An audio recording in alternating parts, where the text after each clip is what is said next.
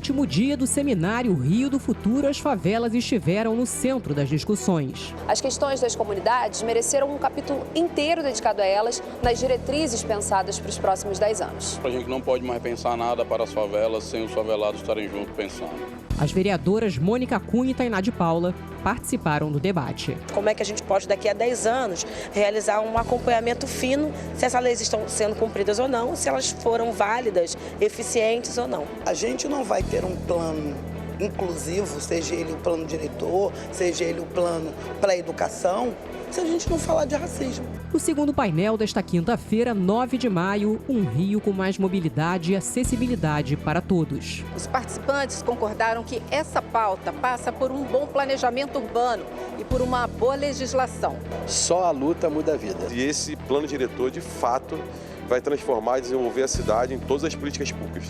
Veja também, 7 Rio anuncia mudanças para a nova etapa das obras do Parque Piedade.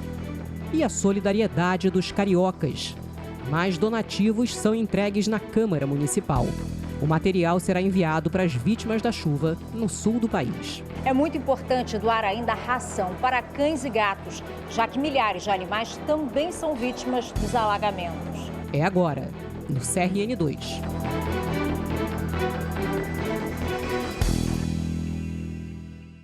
Boa noite. A segunda edição do Seminário Rio do Futuro terminou nesta quinta-feira. Foram 3 dias de muitas discussões que tiveram como base o novo plano diretor aprovado pelos vereadores do Rio. O assunto do primeiro painel de hoje foi Cidade da Inclusão. As favelas tiveram destaque durante o bate-papo. As vereadoras Mônica Cunha e Tainá de Paula participaram do debate. Uma das mesas mais abrangentes do Seminário Rio do Futuro abriu o último dia de evento sob o tema Cidade da Inclusão. Ativista e fundador do jornal Voz das Comunidades, René Silva destacou a importância de espaços como esse para fala e escuta. Olha, acho que é uma oportunidade muito interessante da gente dialogar com a cidade, da gente mostrar que a voz das favelas, as vozes que ecoam dentro das favelas, podem e devem ser ouvidas. Então a gente está aqui na casa do povo, representante do povo, então a gente consegue ter um diálogo minimamente estabelecido para que a gente possa falar sobre os nossos anseios, as nossas necessidades dentro das favelas e comunidades, e as nossas vozes sejam ouvidas e cada vez mais ecoadas através de vários dos nossos representantes eleitos democraticamente. Um dos desafios do plano diretor é superar o estigma de cidade partida. E pela primeira vez, as favelas foram incluídas no planejamento da cidade. As questões das comunidades mereceram um capítulo inteiro dedicado a elas nas diretrizes pensadas para os próximos 10 anos. O presidente nacional da Central Única das Favelas, Preto Zezé, deu exemplos práticos de protagonismo. A gente não pode mais pensar nada para as favelas sem os favelados estarem juntos pensando. A gente não pode pensar as favelas como um lugar só, porque as favelas têm dinâmica diferente, têm geografia diferente. A gente tem que entender protagonismo como pessoas que vêm falar, não só aquelas que concordam com o governo, que são filiadas do partido do momento ou amigas dos gestores. A gente tem que ampliar a democracia e participação, não só para vir aqui tirar uma foto e dizer que o governo é participativo, mas para decidir orçamento, para decidir prioridades. A gente tem que repensar que os bairros mais bem infraestruturados do país são os centros da cidade e eles estão vazios. Camila Crispim, fundadora da ONG Amor Mundi, que atua na região da Pequena África, fez um recorte na discussão. Bom, a gente precisa falar, do social, 2 milhões de pessoas vivem em favelas no Rio de Janeiro. Se a gente não pensa um plano diretor que considera essas pessoas e de uma forma inclusiva e mais do que isso, integrada com a cidade, a chance de não dar certo é muito grande. Então a gente precisa pensar a partir desses problemas sociais, que obviamente, além de todas as questões humanas, também tem questões econômicas por trás. Um jovem que não consegue concluir o ensino médio, traz para o país, o problema da evasão é imenso. São 200 bilhões que a gente deixa de receber por conta dessa evasão escolar. A vereadora Mônica Cunha, presidente da Comissão Especial de Combate ao Racismo da Câmara, trouxe a questão de raça para o debate. A gente não vai ter um plano inclusivo, seja ele o plano diretor, seja ele o plano para a educação, se a gente não falar de racismo. Se a gente, de fato, não discutir que o racismo é um motor que desiguala, que o racismo é que, de fato, viola, que tira os direitos, que essas pessoas não podem estar dentro de um plano, que a gente está discutindo um plano para o futuro, Só a gente tem um racismo que recorta toda e qualquer coisa que essas pessoas possam viver ou ter aqui dentro. Membro da comissão que se debruçou para construir o plano diretor por mais de 2 anos, a vereadora Tainá de Paula cobra também a prática dos mecanismos previstos em lei. Fazer com que a sociedade civil se insira tanto nas casas legislativas quanto no debate das legislações vivas. Como a gente tem na revisão do plano diretor daqui a 5 anos, uma escuta ativa ao longo desse processo de todos os setores envolvidos, como é que a gente pode daqui a 10 anos realizar um acompanhamento fino se essas leis estão sendo cumpridas ou não, se elas foram válidas, eficientes ou não. O segundo painel desta quinta-feira do Seminário Rio do Futuro debateu como o plano diretor pode tornar a cidade mais acolhedora, com acessibilidade e lazer para todos, beneficiando idosos e pessoas com deficiência. Você já imaginou sair de casa e gastar poucos minutos para localizar com facilidade os serviços que precisa? Que para muitos parece um sonho, é uma conquista possível? Passa pela Câmara dos Vereadores e esteve em discussão no seminário O Rio do Futuro, nesta quinta-feira. Essa segunda mesa se chama Rio Cidade para Todos. A ideia é falar aqui sobre acessibilidade, discutir como é que a gente pode ter uma cidade mais acolhedora, mais acessível, com oportunidades de lazer para toda a sua população. Que é assim, prioritário são as calçadas do nosso Rio de Janeiro, né? E também os ônibus, para que as pessoas possam realmente ter o direito de ir e vir aqui na nossa cidade. E eu acredito que a gente pode ter uma cidade acessível e totalmente inclusiva. A primeira coisa a fazer é garantir acessibilidade no transporte, para que a pessoa consiga chegar até o seu local, seja ele uma agência do INSS, seja um banco, seja qualquer lugar que ele precisa ir. Num segundo plano, mas não menos importante, é a saúde. Farmácias populares precisam ter os remédios das pessoas. Às vezes são remédios de convulsão, por exemplo, custam R$ 2,50, mas que ficam 6 meses sem estar lá. E a pessoa não pode descontinuar. O painel Rio Cidade para Todos discutiu formas de tornar a cidade mais acolhedora para quem vive aqui, com acessibilidade a diversos serviços essenciais como a saúde, a educação, a habitação e o lazer. Os participantes concordaram que essa pauta passa por um bom planejamento urbano e por uma boa legislação. A Câmara é muito atuante, sempre preocupada, e o plano diretor é muito significante. E esse plano diretor, de fato, vai transformar e desenvolver a cidade em todas as políticas públicas. O medalhista do judô, Flávio Canto, participou do painel. Ele trouxe a visão pessoal do quanto o acesso à prática esportiva favorece a saúde física e mental.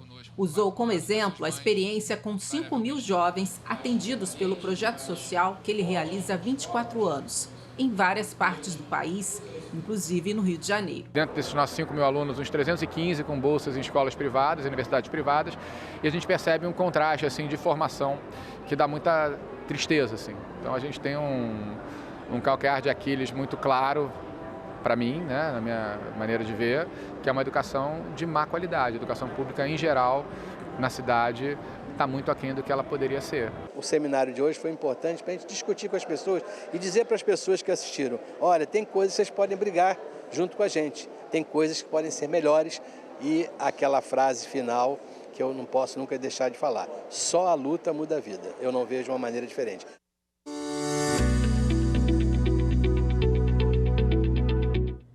Olá! Nesta quinta-feira, dia 9, a aproximação de uma frente fria em alto mar influenciou o tempo aqui na cidade do Rio. Ao longo do dia, a nebulosidade esteve variada, com predomínio de céu parcialmente nublado e sem chuva.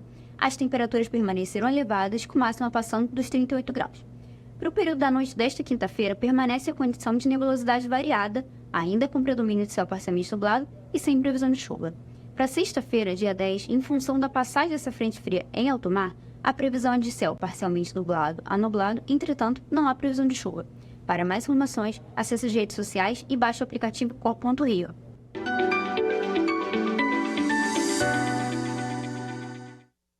Agora uma informação importante para os motoristas que circulam pela Zona Norte. Olha só, no próximo sábado, a 7 Rio vai interditar algumas ruas para uma nova etapa das obras no Parque Piedade.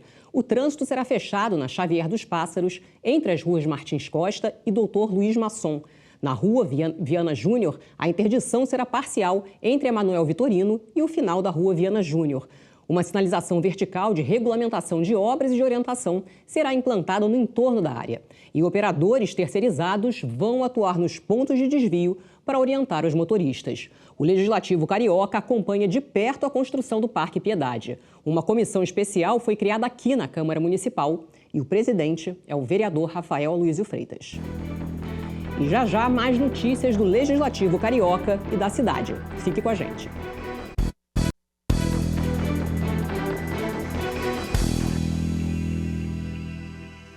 O presidente Carlos Caiado esteve reunido no começo da noite desta quinta-feira com representantes do movimento pró-autódromo e empresas de peças de veículos para discutir o projeto de lei que prevê a construção do autódromo do Rio de Janeiro.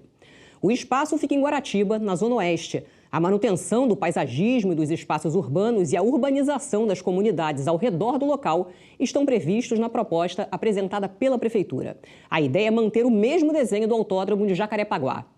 Olha, mais detalhes sobre esse assunto você confere amanhã no CRN1, a partir de 1h45 da tarde. E mais de 2.200 litros de água, 59 cestas básicas, ração para animais e até um kit resgate. Esse é o resultado da união de empresários e de cariocas em solidariedade às vítimas da chuva no sul do país. O material foi entregue hoje no Palácio Pedro Ernesto e segue nesta sexta-feira em um avião da FAB para as regiões mais atingidas. Uma corrente forte e incansável. O vai-vem na escadaria do Palácio Pedro Ernesto não para. As doações chegam de vários bairros, escritórios, empresas, de gente solidária. Essa tem sido a rotina na Câmara Municipal, que, com a ajuda do povo carioca, já enviou uma parte do que foi arrecadado às vítimas das enchentes que devastaram o sul do país. Somente nesta quinta-feira, mais de uma centena de fardos de água e alimentos não perecíveis chegaram ao saguão. Até equipamentos de resgate foram doados para ajudar no intenso trabalho de salvamento nas cidades atingidas.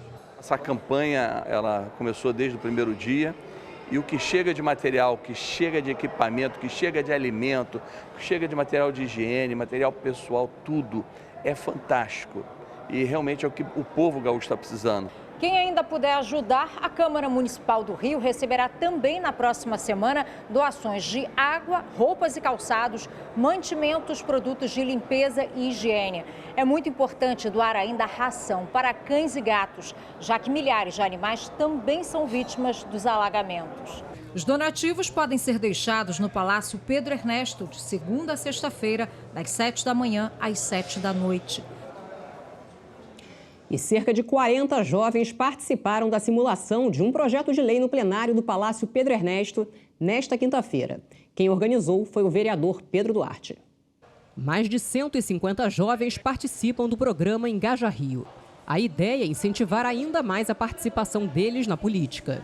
A sexta edição do programa trouxe uma novidade: a simulação legislativa. Podendo subir aqui na tribuna, fazer fala ao microfone. Estou animado, sei que vai ser bem bacana. Cerca de 40 jovens foram divididos em 3 partidos fictícios: esquerda, direita e centro. E vivenciaram na prática o dia a dia de um parlamentar. Eu acho importante a gente promover projetos como esse para a gente poder incentivar a juventude a estar participando da política a nível municipal. Eu acho que é importante para a gente saber, porque onde a política afeta? É no bairro, é na escola municipal, é no transporte público. A simulação foi dividida em 3 momentos: extraordinária, ordinária e finalização, encerrando com a premiação do melhor projeto e do partido mais produtivo.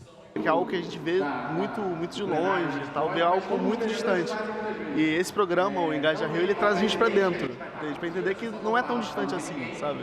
Que a gente pode estar lá dentro, que a gente pode melhorar os serviços públicos. E o CRN2 termina aqui. A seguir tem o programa Câmara Rio Entrevista. O bate-papo desta semana é com a diretora executiva do Centro Cultural da Justiça Federal, Daniela Pfeiffer. E você pode acompanhar a nossa programação ao vivo também pela internet. Uma excelente noite e até amanhã, hein? Tchau, tchau.